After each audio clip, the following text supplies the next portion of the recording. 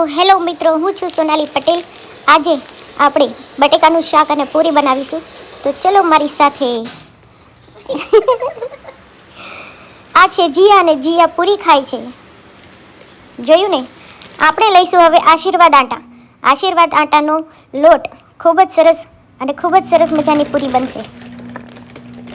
તો આ રીતે આપણે લોટ લેવાનો છે અને પછી લોટના અંદર આપણે બધા મસાલા કરવાના છે. લાલ મરચું, હળદર, મીઠું સ્વાદ અનુસાર, ધાણા જીરું, આ બધી જ જાતના મસાલા કરી, ઓઇલ, બધી જાતના મસાલા કરી અને પછી આપણે હાથ વડે આવી રીતે લોટ બાંધવાનો છે. હજી આપણી પાસે લોટ બાંધવાનું મશીન નથી આવ્યું, એટલે મિત્રો આપણે આવી રીતે હાથથી લોટ બાંધવાનો છે. ઓકે, જોતું પૂરતું પાણી લેતું જવાનું ને આવી રીતે લોટ બાંધી દેવાનો છે. અને અરે વાહ, ખૂબ સરસ મને લોટ બાંધતા આવડે છે. જોયું ને?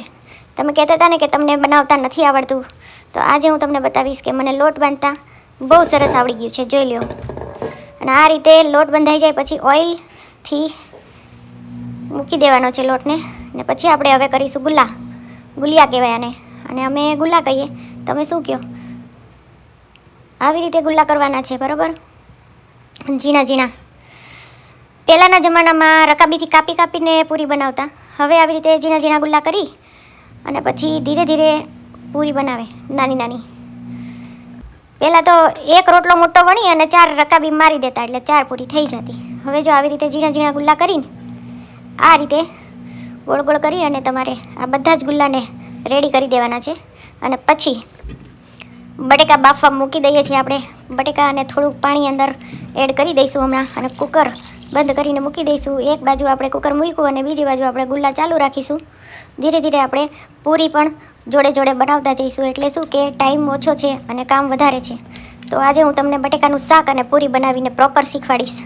ઠીક છે? તો એક બાજુ આપણે કુકરની સીટી મૂકી દીધી છે. આ કુકરની સીટીઓ થઈ ગઈ અને બટેકાઈ બફાઈ ગયા છે. બીજી બાજુ આપણે ગુલ્લાઈ રેડી કરી દીધા છે. હવે એક પછી એક પૂરી ગોળ ગોળ ગોળ ગોળ વણવાની છે, નાની નાની. અને આવી રીતે વણીને ઢગલો કરી લેવાનો પૂરીનો, બરાબર? અને તમને 10-15 કરીને બનાવતા આવડે તો એ રીતે કરવાની. પણ હું તો આવી રીતે વણી અને પછી થોડી થોડી વણતી જઈશ ને થોડી થોડી તળતી જઈશ. તો જોયું ને મિત્રો, કેવી ગોળ ગોળ પૂરી વણતા આવડે છે મને. વાવ! મારા વખાણ કરી લઉં, તમે તો કંઈ કરવાના નથી. તો આટલી સરસ ગોળ પૂરી કોની બને છે મને કહેજો, બરાબર? અને પછી જે પૂરી ખાવાની મજા આવશે, વાત ના પૂછો. તો એક બાજુ આપણે પૂરી આવી રીતે વણવાની છે અને હવે આપણે લઈશું તેલ. આપણે ગુલાબનું સિંગ તેલ લીધું છે. એક કડાઈમાં ગુલાબ સિંગ તેલ રેડી અને ભરી લેવાની છે કડાઈને. અને પછી ગેસ ચાલુ કરી અને ગરમ થાય તેલ ત્યાં સુધી આપણે બટેકા ચેક કરી લઈએ. બટેકા બફાઈ ગયા છે, હવે એની છાલો ઉખાડી લઈએ. છાલ ઉખાડીને અને પછી ધીરે ધીરે, બહુ ગરમ બટેકા છે, ધીરે ધીરે છાલ ઉખાડીને અને પછી આપણે એને શાંતિથી મૂકી દઈશું સાઈડમાં. તો બાપરે, બહુ વરાળો નીકળી. હવે આટલું કામ કરીએ ને ત્યાં સુધીમાં આપણું તેલ ગરમ થઈ ગયું છે. તો આપણે ગરમા ગરમ પૂરી ચાલુ કરી દઈએ. આવી રીતે મિત્રો 2-3 પૂરી તમને જેમ ફાવે એમ 2 ફામ તળી નાખવાની પૂરીને, બરાબર? તેલ થોડુંક ગરમ થવા દેવાનું વધારે, તો પૂરી સરખી બનશે. તો આ રીતે જારો ન હોય તમારી પાસે તો તમે હાથથી બી પૂરીને આમ કાઢી શકો છો, બરાબર? પણ હું તો જારાથી જ કાઢું છું પૂરીને. તો આવી રીતે પૂરીને ફેરવવાની. આપણે માતાજીનો તાવો કરવા જાય ત્યારે આપણે કેવી રીતે હાથથી પૂરી બનાવે, પણ હું એવું રિસ્ક લેતી નથી, એટલે અત્યારે આપણે જારાથી ફટાફટ પૂરીને બનાવી લઈએ છીએ. અને આ બાજુમાં એક મોટું દહીં તગારું પડ્યું છે. એ તગારામાં આપણે પૂરી, એટલું મોટું તગારું ભરાવાનું તો નથી, પણ મેં તોય તગારું લીધું. તગારામાં પૂરી હમણાં ઠલવી દઈશું.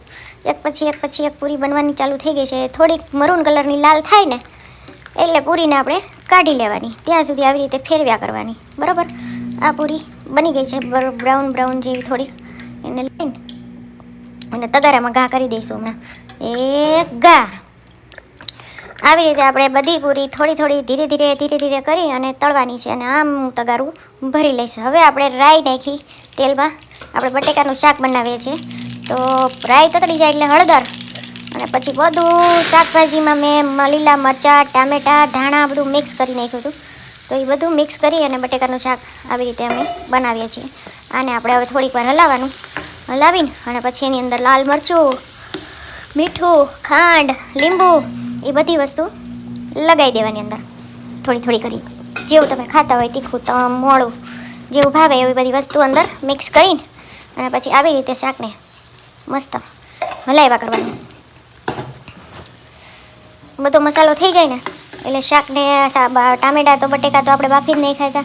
ટામેટા થોડા કાચા પાકા રહે એ ખાવાની મજા આવે.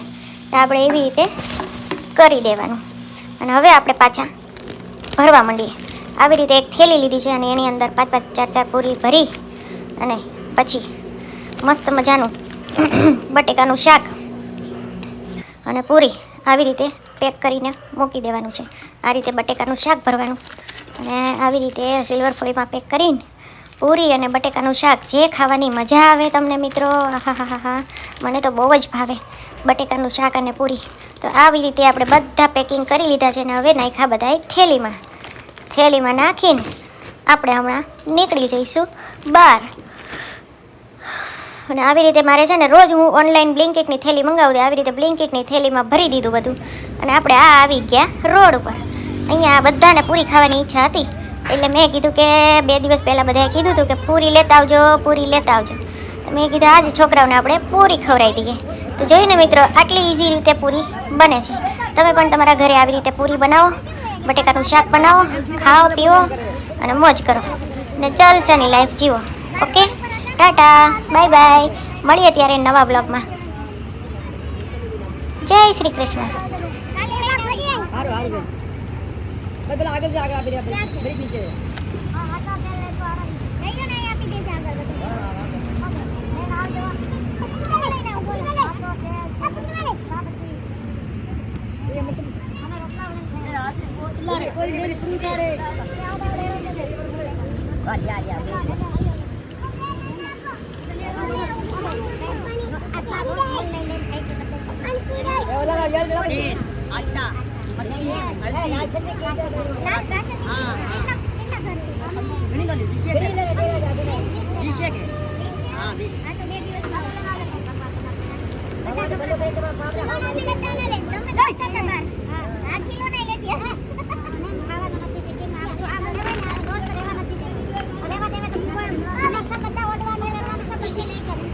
જલ્દી જાઓ.